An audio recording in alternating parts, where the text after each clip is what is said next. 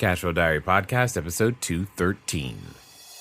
Welcome to yet another exciting episode of the Cashflow Diary Podcast, the podcast that teaches you insider tips, tactics, and strategies for creating leverage streams of cash flow into your life. Learn from top-performing entrepreneurs, business owners, investors, and thought leaders from across the globe as they share their secrets to success.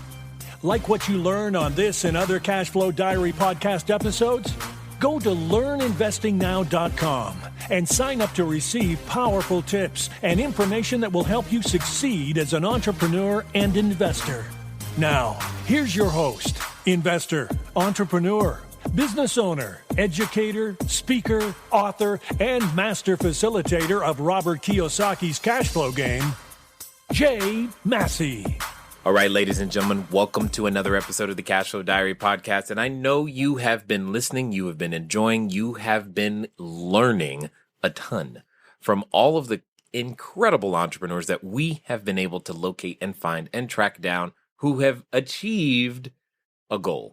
That goal, as you know, we've been talking about it, is $100,000 in a 30-day period. When you first get started in being an entrepreneur, sure, you're like, okay, if I could just do six figures a year, that would be great. And some of you, many of you, probably are still going, yeah, that would be great. And I'm not saying it's not great, but what I am saying is there is more that's possible. And the greater servant that you choose to be, you have a shot at getting there.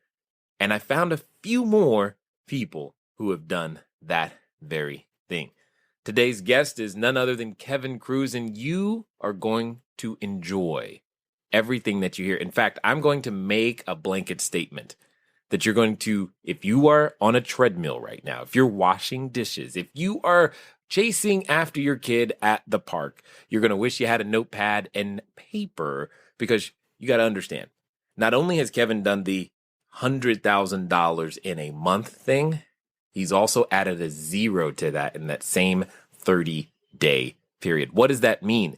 He knows a lot about systems. He knows a lot about business. He knows a lot about a lot of things, and we're going to do our best to get it all out of him in the time that we have today. Help me welcome Kevin Kruse. Kevin, you there?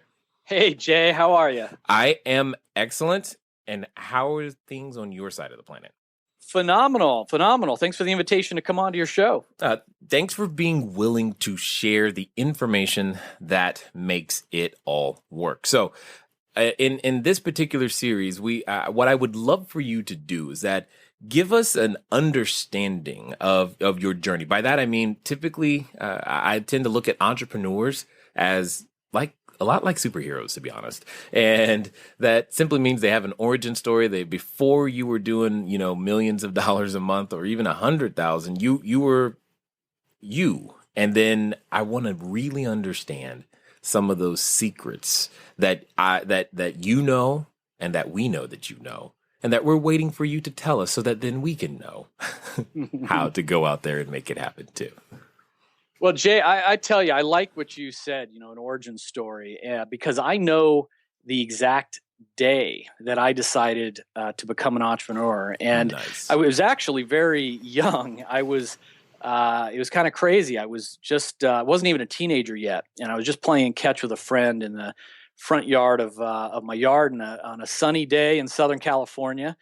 And a bright, shiny Corvette pulled up to the curb. And I'm not going to say I grew up poor, but I definitely grew up in a lower middle class neighborhood, and Corvettes were not to be seen in our neighborhood. So it caught our eye, and I thought this must be some guy who was lost, and maybe he's going to ask for directions. And I just stood there on the lawn, and a guy gets out of the car, huge guy. I don't even know how he fit in that little car. All Corvette guys are huge in a little car, but one way or another. Yeah. And, he had this dark black suit on. He had those mirrored sunglasses like cops like to wear. And there was another weird thing about this guy. He only had one arm. His sleeve was pinned up near the shoulder where his arm was missing. And he comes walking right up to me, leans down and says, "Does John Kruse live here?" And that's my dad. And I say, yeah. He says, "Is he home now?" I said, "No." And this guy leans right down in my face. I mean, I'm just looking at myself in his mirrored sunglasses. He says, "Are you sure he's not home?" Scared half to death. I said, yeah, I'm positive. He gives me his card, says, tell your dad he has to call me. So that night, my dad comes home. He's sitting at the dining room table, just kind of staring down at a cup of coffee. And I tell him about the one-armed man that scared me half to death, show him the card. And my dad doesn't say a word. He just tosses the card down. And I say, you going to call this guy? He says, nope. He says, well, what does he want? He says, he wants money. And I said, well, aren't you scared? And he said, no, because there's nothing left for them to take.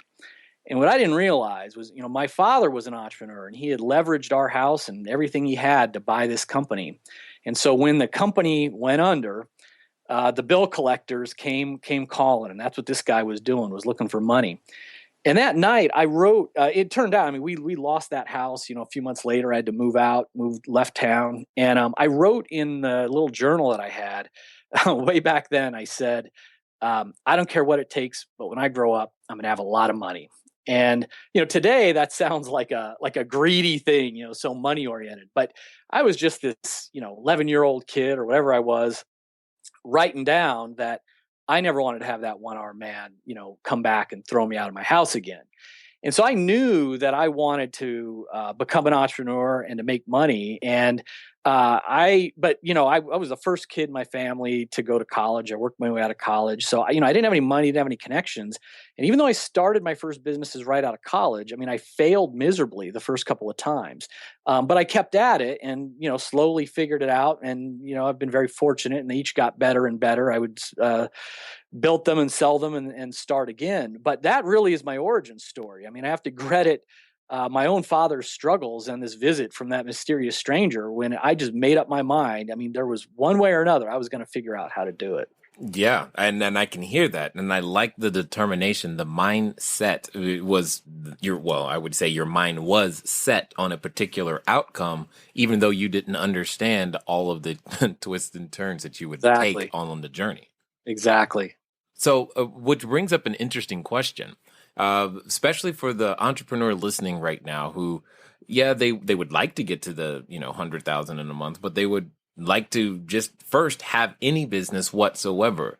When you think of starting something, it sounds as though your decision is more permanent more than it is circumstantial. By that, I mean, I see a lot of people, especially in the real estate world and other places, they start something and go, well, I'm going to see if this works.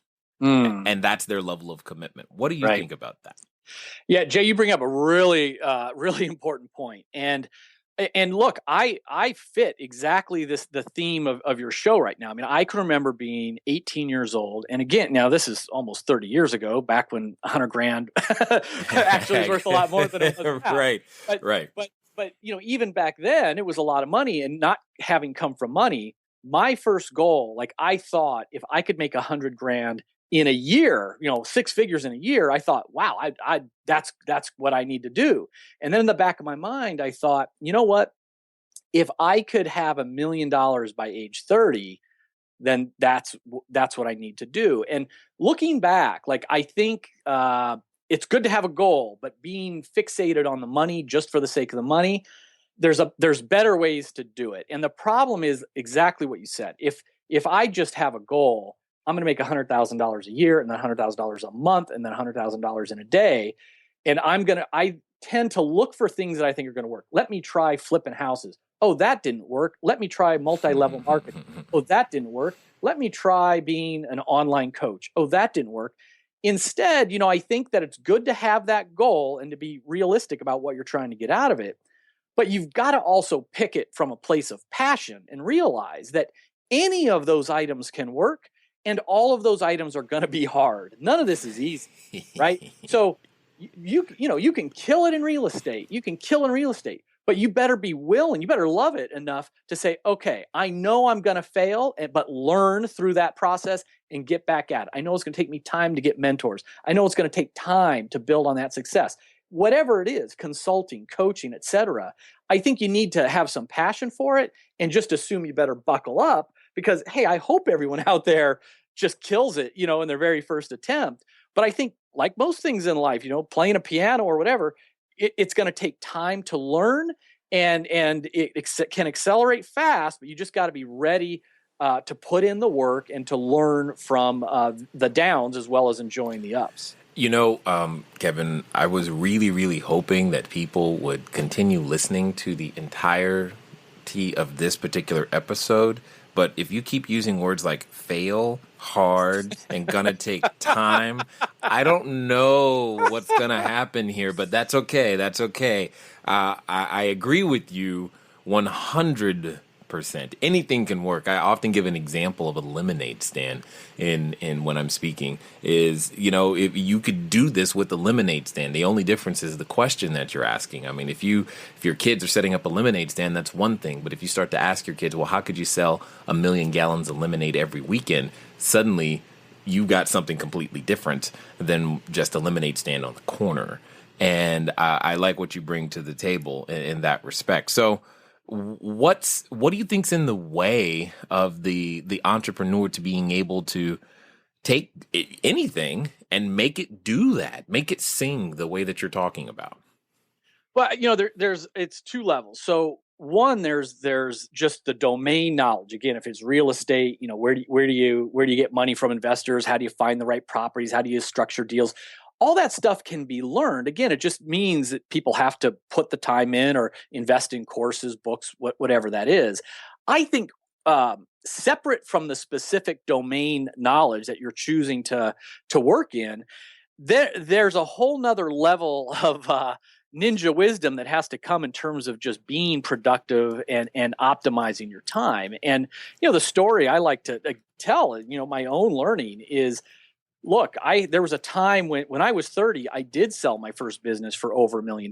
That business was doing over $1 million a year, but I was, spending over 100 hours a week, just, believing like, oh, it's all about the hustle and I have to hustle and there'll be time to sleep, when I'm dead, all those little things that you hear about in the entrepreneur community.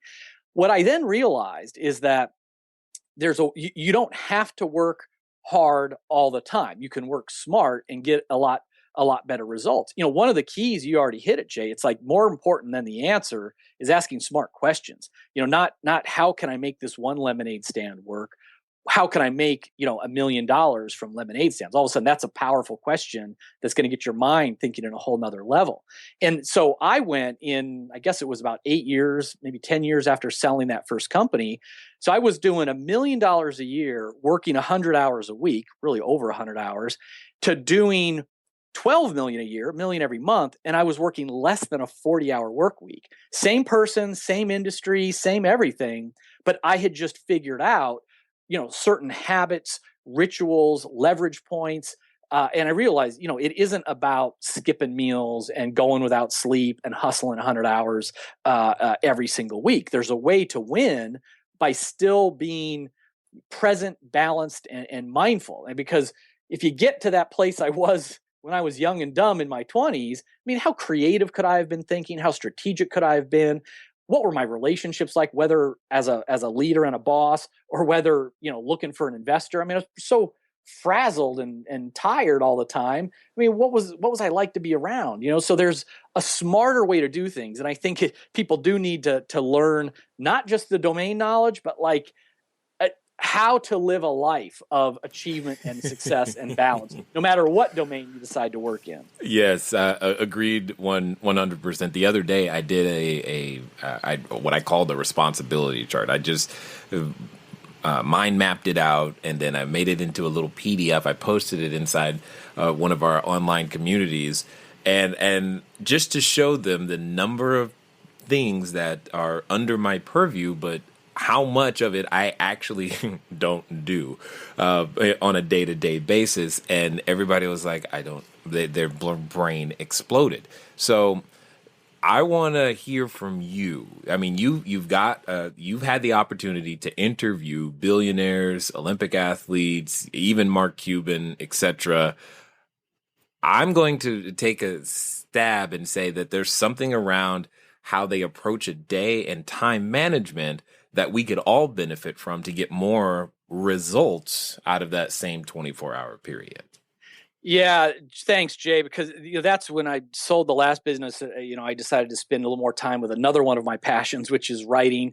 And the new book is all about this. How can you achieve extreme productivity without feeling so overworked and overwhelmed? And I didn't want it to be just based on, my own experience. I think I have some things to share, but exactly as you said, I got over 200 billionaires, self-made millionaires, entrepreneurs to tell me, what I always just asked an open-ended question because I didn't want to guide them. And I just said, give me your number one secret to extreme productivity, or what would be your advice to a fellow entrepreneur when it comes to time management?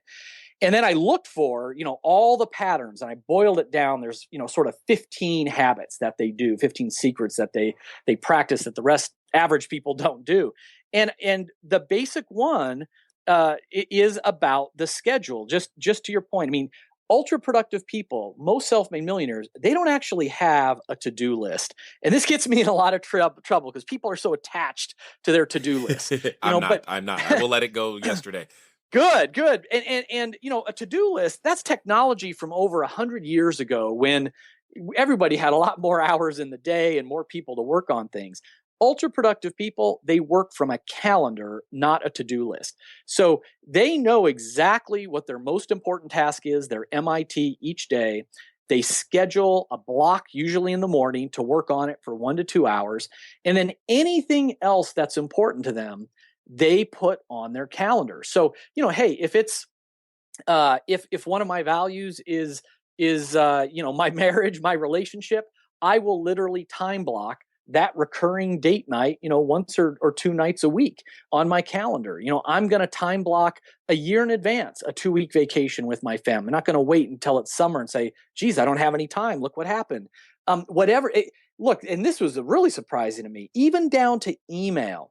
I mean, ultra productive people, they told me time and again, their email is closed. They schedule times to process their email so that they're not constantly reacting to that little ding or that little message that pops up, next to them. So it's really, I mean, that's the fundamental lesson was throw out the to-do list and anything you want done, put it on your calendar, usually in 15-minute blocks. That's how most of these people are carving up their day.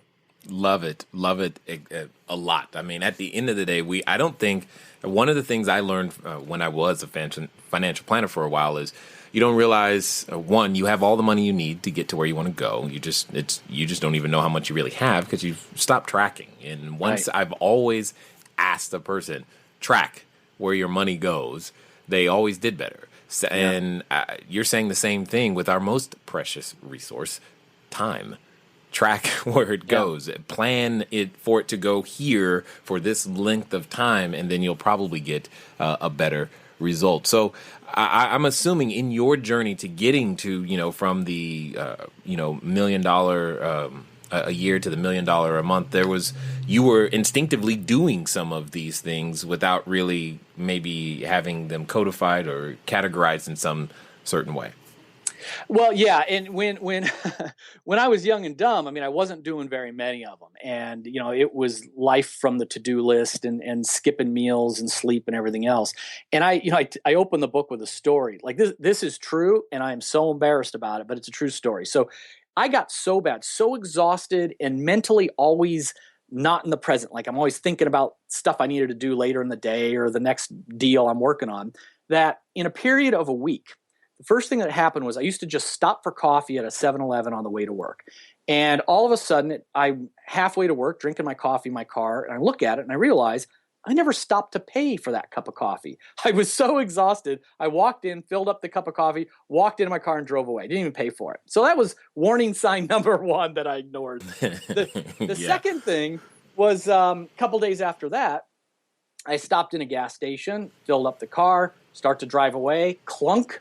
I had forgotten to take the nozzle of the hose out of my car. I was so out of it. Now, if that wasn't a wake-up call, I mean, I could have killed somebody. The third thing that finally I realized, okay, this is absolutely crazy.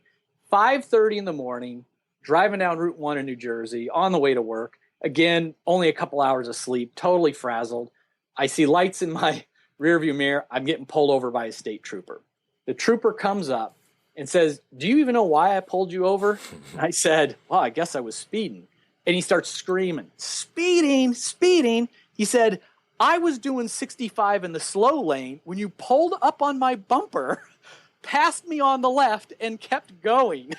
Now, I did not even see this cop car. And it wasn't unmarked. I mean, this is a blue and yellow New Jersey State Trooper. I drove right by him on an abandoned highway at 5:30 in the morning. I passed him, and I didn't even see him. I mean, that's how out of it I was. And it's embarrassing to say that now, but it's all true.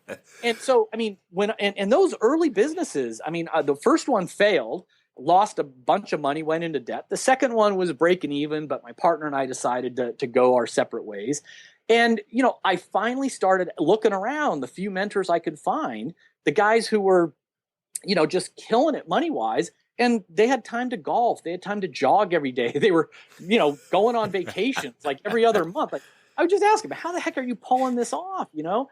And slowly I would learn. And, you know, one of the first keys, and this is so hard for young entrepreneurs to believe it because, you know, we're all invincible when we're in our 20s. But, you know, energy is everything. We all have the same number of minutes a day, 1,440 minutes a day. You really can't make more minutes, but what you can do is be more productive in the minutes that you have.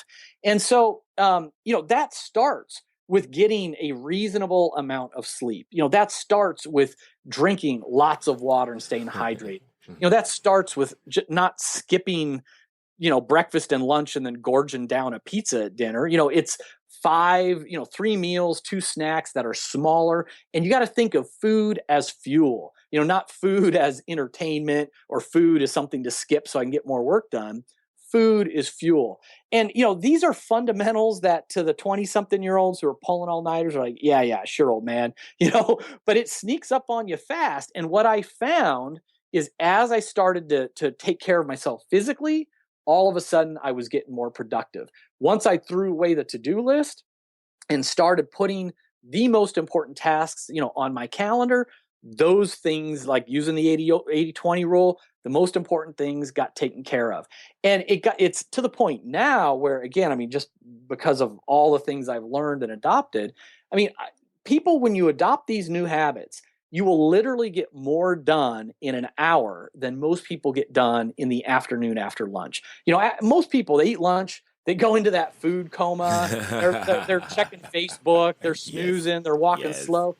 You will get more done in an hour than most people do in 4 hours in an afternoon. But it's like, it's just these little rituals that you got to start to adopt. And the people I interviewed, they're lethal because they've just adopted so many of them. They just stack habit after habit after habit. Indeed. I am just so encouraged because right now, for those of you who have listened to all of this entire series, you just heard again that we need to sleep. You just heard again that we need to drink more water. You basic stuff. It's not super rocket science. I mean, once you have the operations of your business down, it's you've got that knowledge. Okay, now how do I use that knowledge more and more and more and over again and transfer and all these things? But if you are eating, by the way, pizza is good, especially a meat lovers from Pizza Hut. But still, you've got to do all the other stuff too. So I'm curious to know, because you start like most. We've all been at the zero before we were the hero.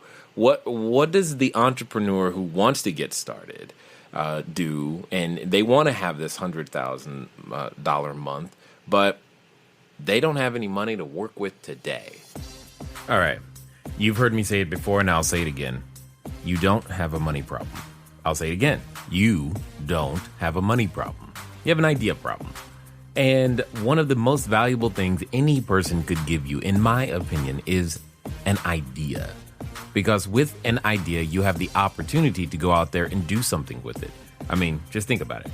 It wasn't that long ago, but it was an idea that maybe, just maybe, if I had a device and it was rectangular in shape and instead of just numbers 0 through 9, it had a screen and could surf the web and do all kinds of extra things. You know, that was just an idea. I think that idea has done quite well. In fact, we call them smartphones. You're probably holding a device based upon that concept right now as you listen. And just ask yourself, how valuable was that idea? The pencil, the car, the telephone, the house, the construction methods that are used in your country, everything that you will see today was an idea. And it now provides value for you and many others. And because the person who invented it, the person who perfected it, the person who delivered it to you, all of those people that I just mentioned receive compensation, thus solving their money problem. As I said before, you don't have a money problem, you have an idea problem. So what I'm going to do is give you a chance to get a copy of my book, Cash Flow Diary, 10 Steps to Creating Wealth in Any Economy. Send a text message. Text the word book to 72000. Again, 72000, and put in your details. So when you send the text message, it's going to ask you to confirm. So you respond with yes, and then your name and email, because it's going to send you a link, and then I'll email you the book. For those of you who can't text the US number, just go to cashflowdiary.com/free book. Now let's get back to Kevin. Right. I think the good news, Jay, is look, there's never been a better time to become an entrepreneur because say that again, because somebody wasn't paying attention. I want you to say that part again. I mean, people could make this a mantra. Go to bed thinking this. I mean, there's in the history of humanity, history of the planet, there's never been a better time to be an entrepreneur. It's never been easier to be a successful entrepreneur. So I talk about, trying to be real and realize, hey, there's going to be times where it can be hard. It's never been easier, though, from any other time before. Because, again, no matter what you're trying to do, whether you're trying to be an online coach, a freelance graphic designer, a real estate investor, whatever you're trying to do, look, first of all, you don't need as much money as you used to need in the past. I mean, whether it's the price of computers and software or co-locating office space, whatever that is, it's down. You go on Fiverr, you go on, any of these websites that you can get freelancers and virtual assistants. The second big thing is if you do need money, there's never been more angel investors, real estate investors, venture capitalists. It's all at record highs. I mean, all those Silicon Valley and New York City tech startup guys all have money that they're looking to invest in private deals. Despite this not being the most amazing economy ever, there's always money for good opportunities. If you've got a good property, if you've got a good business idea, if you've got, a good invention, you will find the money. I mean, that's just the way it goes. There's always more money than good things to invest in it. The third thing is knowledge. And that is a shortcut, Jay, is like, they say success leaves clues. And look, depending on what your style is out there, I mean, if you're a reader, there's tons of books. But in this YouTube world, in this streaming video world, there's tons of online courses you could take. There's tons of people, including Jay and others out there that can coach you through how to be successful in your chosen niche. So, if you need money, there's more of it out there than ever before. You shouldn't need as much money as you've needed in the past, and there's easier access because of this online world. I mean, can you imagine 100 years ago, even 50 years ago, you're a kid in the Midwest or something with a dream to get rich. I was that kid in the suburbs of Southern California. I didn't know anybody with money. I didn't know any people that own their own business. Right. Now with the internet, you go on Facebook, LinkedIn, you're one click away from people that can help you out. And indeed. And that was something you had said when with the first questions that you were answering, you said you had no money and no connections. And those two things those are the things that are so simple relative to history to go and get. And yet, even with all that doesn't mean it's a lay down walk in the park. It does mean that it's still easier to do those things in so many ways. But and for everyone listening, I just want to plant this idea in your head. Kevin said very clearly that, if you've got a good business idea, there's a shortage of good opportunities. Remember this. Somebody somewhere said the Chia Pet, Pet Rock, and Snuggie were all good opportunities, right? And you know them today because they got funded. That's right. So let your idea fly and give it a try, because you never, ever know. Now, with all of that being the case, Kevin. I mean, it can feel overwhelming, as you were saying. I mean, if I'm an entrepreneur, I like the phrase chief everything officer. I like that. I like that. Because that's what we're trying to do. So what are some of the things, I mean, either in your book or things that you've done that have helped individuals, or it can help an entrepreneur today go, all right, I don't want to end up down that rabbit hole Kevin talked about. I want to build something, but this is how I should attack things in order to be able to handle all of my responsibilities. Yeah, I've never heard that chief everything officer, and I love that that phrase for the CEO. And so, Jay, you're right. Like, again, an entrepreneur, especially this day and age, it's simple, but we often are our own worst enemy because we try to do it all ourselves or control it all ourselves. Here's a couple more things from the research. So, for example, I interviewed 7 billionaires, including Mark Cuban, and I remember it's an open-ended question. Come on, billionaires, give me your secret to productivity. Right. 3 of the 7, their answer had to do with meetings, meaning the evil of too many meetings.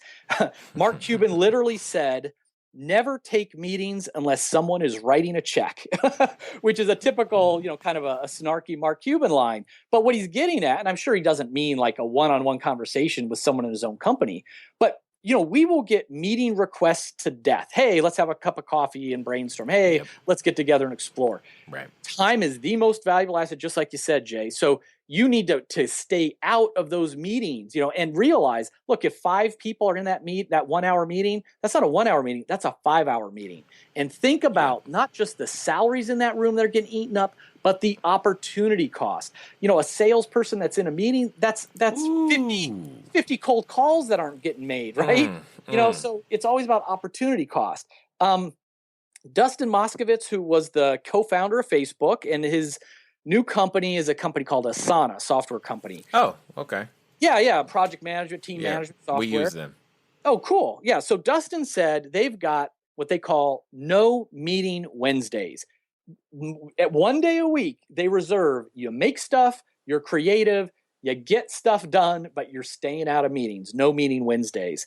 And then one of the co-founders of Airbnb, Nate Blacharczyk, he said, I try to reserve the morning for doing real work, what he calls real work. Right. It's harder to get focused after being bombarded by meetings. Yeah. And that was another theme. It was like, listen, mentally we're strongest in the morning, generally about an hour to 2 hours after we wake up.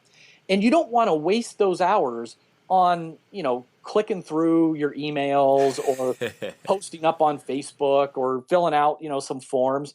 You want to pick your most important task, usually the thing that's going to make you revenue, and do those in your mornings, uninterrupted. And then if you have to take meetings, if you have to do email, if you have to fill out an expense report or whatever the heck, you do that in the afternoon when already you're starting to slow down a little bit mentally.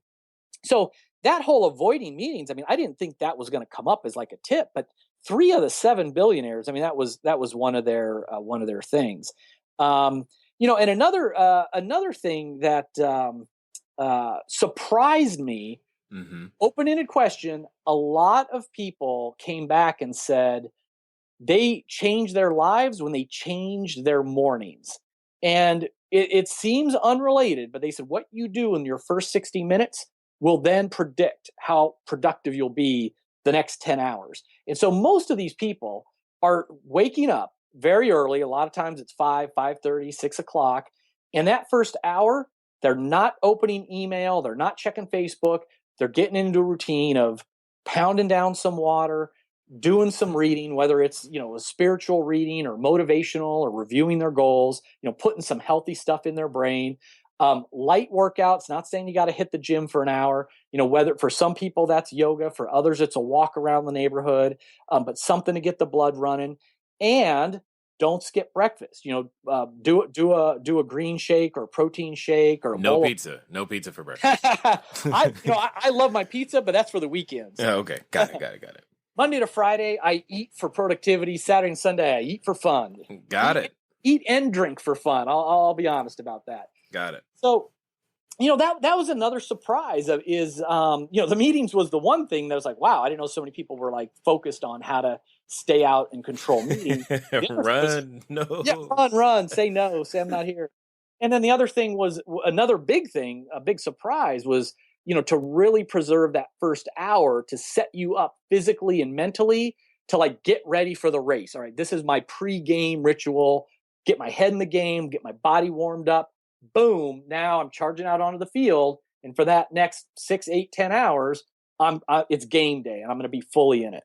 Yes, and I agree with you, but I'm going to play devil's advocate for the person that is screaming right now, wishing they could ask this question.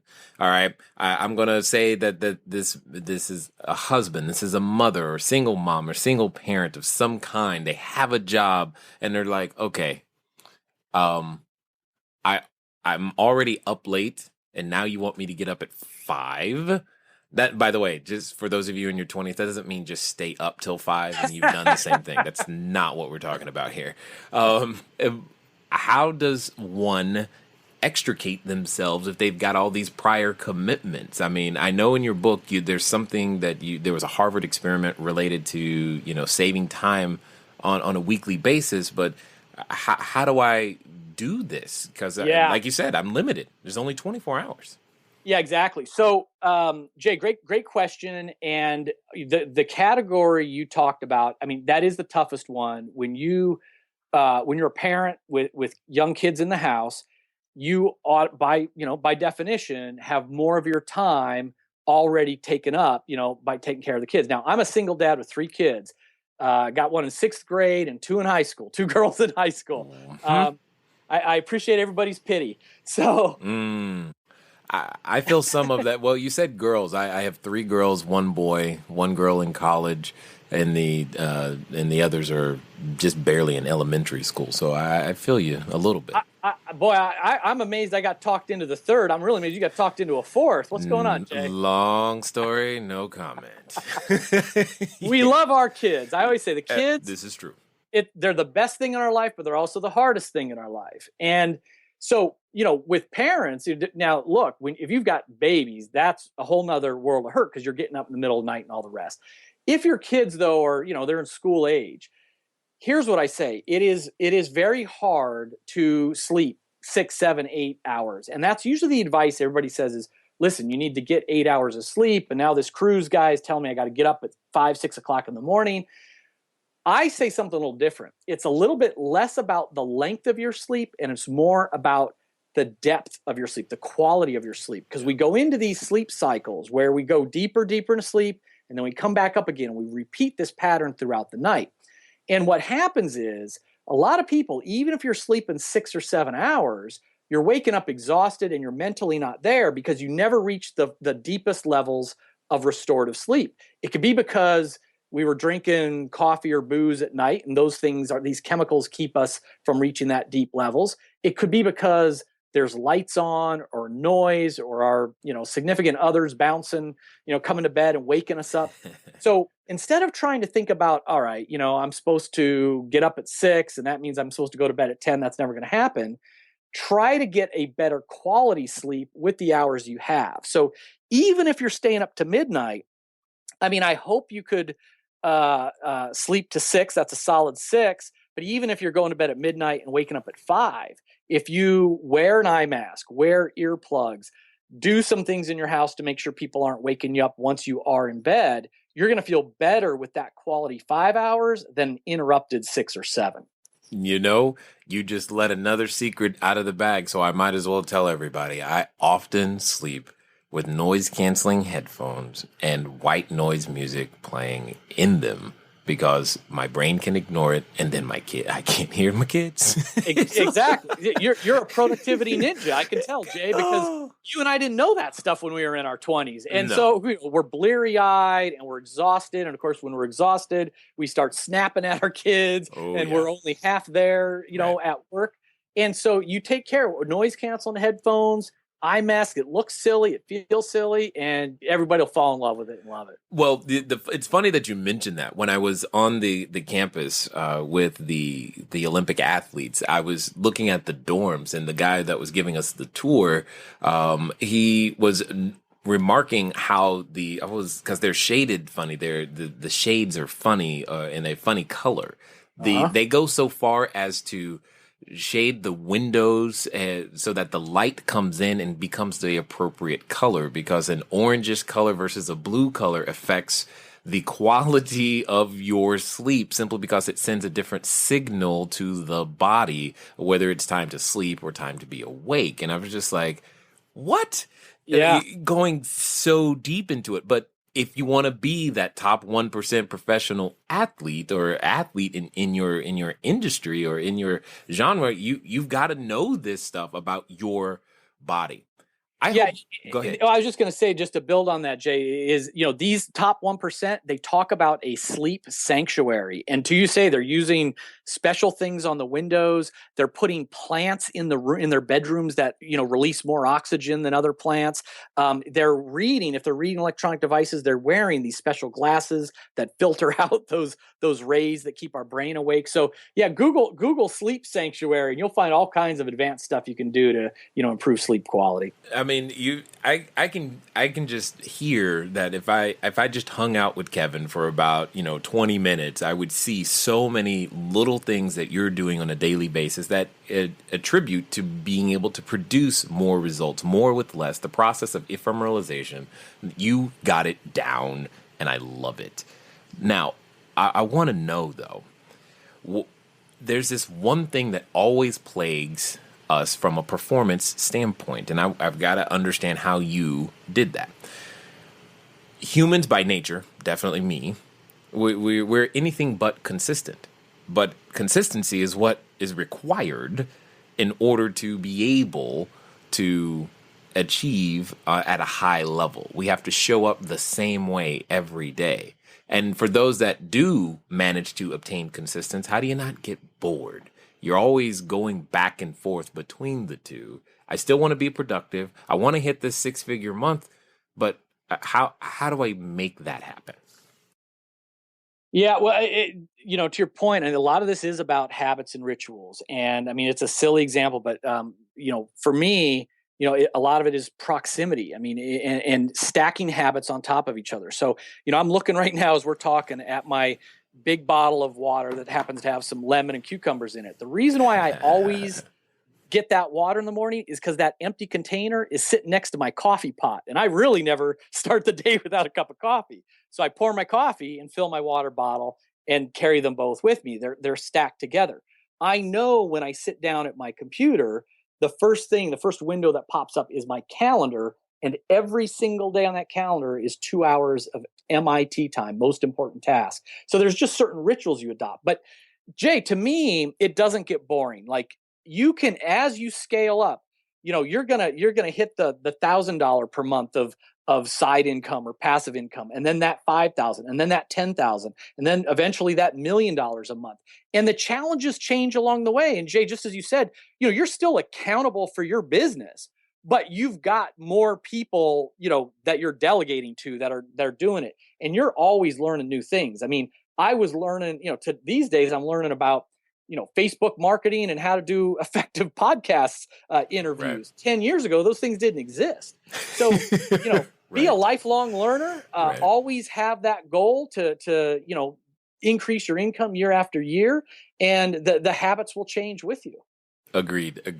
And that was basically the point I was trying to bring up was your mindset about learning it's unending. It can't stop. It must continue. So, but I've got to ask this next question, because this is the other thing that I've seen that holds people back from being able to achieve that goal. And I want to get your perspective on not getting it right the first time. Failure. How necessary has that been in your journey? Well, look, hey, for anybody that can succeed without failing, that's great. I mean, I don't think you have to fail. I just think, like, to me, the word fail isn't even, like, it's almost, I don't know what that means. It just means you found one way that didn't work. And I know, like, my first company, when I started, I didn't have enough money for both an apartment and an office. So I got a 1 room, 10 by 10 square foot office. It was subleased from an accounting company. And I slept under my desk. No one knew I was living there. I would get up at 5 a.m., Wow. sneak out and shower at the YMCA, take out a pair of jeans and a t-shirt from the trunk of my car. Everything I owned was in the trunk of the car. And then I would drive back in and be one of the first people to work. Like, I'm such an eager guy. They didn't know I was sleeping and they're upstairs. I did that for a year. And finally, looking at myself at the YMCA mirror, realized, this just isn't working out. And I didn't know why it wasn't working out then. I mean, it's like some of the things we talked about. I mean, I didn't have mentors. I wanted to do it all myself. I wasn't staying committed to one idea long enough. I was bouncing around. I didn't have any investors backing me, any cash flow. So I folded up. And too many people would say, oh, look at that. I am a failure. You are not the outcome of your experiment. You just invented, I invented one way not to make $1 million that year, right? Yes. And a lot of people would be embarrassed, to tell their friends and family members, oh yeah, I had to give that up. That stunk. Look, you guys all warned me. You guys all said, told you so. But that didn't cross my mind. You just have to realize that you are learning from every encounter. And the statistic, Jay, that blows me away is, look, venture capitalists, these are some of the smartest people on the planet, right? I mean, They see a lot of deals. They're smart. They do due diligence on every deal. And out of every 10 deals they do, 7 go bankrupt, 2 break even, and 1 is like a 10x or 100x that makes up for all of that. So if the smartest people on the planet are using this portfolio approach, knowing that they're not going to win every time, you need to give yourself permission to look at it the same way. I'm going to try this approach, and if this doesn't work out, I'm going to talk to people and try to get smarter. Why didn't it work out? Lick my wounds and then try again. So to me, it's just more about, look, I hope people can nail it the first time. I hope people get an idea and 1 month later they're making $100,000 a month. But I think more likely it's you're going to try things, you're going to fall a little short, you'll learn, you'll get a little better, and you just keep repeating that process. Agreed. Agreed. So much. So can you tell us then, why is it that, in your opinion, I mean, you've worked with a lot of people. I'm sure you've had more than one person say, Kevin, I'm going to kill it. And this is going to happen. And I'm going to make all these things. And then yet when we're faced with the simple task, you said something earlier, get rid of a to-do list, schedule the MIT time. Why is there such resistance when those things are the very things that we've heard before in various different forms, but still haven't done? Why do we put up the fight? Yeah, well, I think, again, 2 levels. So on one level, behavior change is hard. Whether we're trying to get to the gym more often or eat more salads than pizza, as much as we love our pizza, like, behavior change is hard. So Right. Throwing out the to-do list, doing the calendar, it takes some time, and it's helpful. People who succeed with behavior change, they need to up their motivation. It's great to get an accountability partner or a coach or to really dive in. But I think the bigger reason, I mean, Jay, you and I see them all the time, all the people that come to you and say, oh my God, Jay, look what you're doing. I would love to have a business like you. I'd love to have your lifestyle. And yet they don't do it. They don't take action. And it's always comes back to fear. Now, sometimes it's fear of failure. For others, it's fear of success. Like, well, I'm going to be like I'm going to be a traitor to my class if all of a sudden I'm driving this car and wearing Armani or whatever. And, this is hard for me to even admit, but even when you've made a few bucks and you've reached the level that, you've wanted to, when those new opportunities come up, there's still fear, because all of a sudden it's like, whoa, now my identity is like the old man entrepreneur guru. Well, what if I risk it all and lose it? Right. Now I'm back to being the guy who doesn't have the answers. No one's going to respect me the same way. We all have these fears that we need to overcome. We need to realize that it's okay to care about our net worth, but we can't confuse our self-worth with our net worth.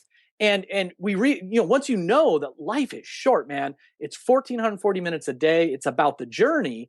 Then you just want to squeeze every ounce of life out and be like, I'm going to try this thing and I think it's going to work. But if it doesn't, I'm going to have fun. I'm going to be smarter. I'm going to meet cool people and I'm going to lick my wounds. I'm going to try it again. Being an entrepreneur is a lifestyle. It's a commitment. It's who I am. It's not the end result that I am. It's how I'm going to live my life. Excellent and well said. Now, I want to take a moment, though, because I'm sure there's a number of more things that people could. I mean, I feel like I could keep talking to you. I feel like, to some degree, I feel like I'm talking to myself. Brothers from another mother, Jay. Come on now. It's fine. It's just good, though. It's good. What I do, though, I want to give people an opportunity to be able to catch up with you, reach out, connect. Because I'm guessing if you wrote a book that has 15 secrets and we have barely scratched the surface on one of them, that they're going to want the other 14. So help us figure out how we can track you down, find out what you're up to, and most importantly, get those other secrets. Yeah, Jay, the easiest thing is, I love your show, what you're doing for everyone. So I set up this website for all of your listeners, a Cashflow Diary. It's 15timesecrets.com. They go to that website. They can sign up. I will mail them a physical copy of the book. It's like this 300-page book. It's a real deal. They're going to get 4 training videos on these extreme productivity secrets, and they can download a quick start action guide, including a template on how millionaires schedule their days. The only thing I ask is that they cover the shipping and handling on the book, but that's at 15timesecrets.com. Excellent. 15timesecrets.com. It's clear what it is that you guys want to do. Now, Kevin, before we go, I've got a question for you. And I love asking this question because you're going to speak to somebody and hopefully give them the excuse they're looking for to go out there and step into the greatness that they were born to be. Let's pretend for a second that, someone's standing in front of that superhero outfit store. They think, hey, I want to be this entrepreneur. I got to get dressed up. And they're like, I got to get my cape and my tights and my mask and I'm ready to go. But they have that voice in the back of their head. And I know, Kevin, you're familiar with this voice because you've heard it 1,001 times, probably even in the last week. But you've heard the voice. And it's that voice that sits in the back of the head that says things like, are you sure? Is this gonna work? And what if it doesn't? And then what if it does? And then, oh my God, all of those things that go through our heads. What would you say to that person right now if they were sitting in front of you? Jay, it's real easy. And you said we've been that person and we know those people. And I love the metaphor because entrepreneurs are our modern day superheroes. Entrepreneurs are the ones that are bringing social change, that are bringing advancement, through around the world. There's nothing this world needs more than entrepreneurs who are going to start and grow businesses. So the world needs you, and you are not getting any younger. Every day that slips by is a day you're never going to get back. And it isn't about guaranteed quick results. It's around being committed to being that superhero. Hey, Batman had bad days. We've all seen the movies. Spider-Man has off days, loses a fight every now and then. We've all seen the movies. We still need you. The time is ticking away. Just do it. Nice. I definitely want to say that I appreciate you taking the time to invest with us here at the Cashflow Diary. Thanks, Jay. All right, ladies and gentlemen, you know what time it is. It's time for you to move at the speed of instruction. What does that mean today? That means 15timesecrets.com. That's 15timesecrets.com. Go over there. You got to just pay the shipping. Please go pick it up. I promise you will get more in productivity back than the shipping will cost you. That's what you got to keep in your mind. What's the return on this investment? Hopefully your return from this particular episode has been immense, if not massive, and you're beginning to see similarities of what it's going to take for you to get to that $100,000 month. It's been fun talking to you guys today. I definitely look forward to talking to you soon. Until next time.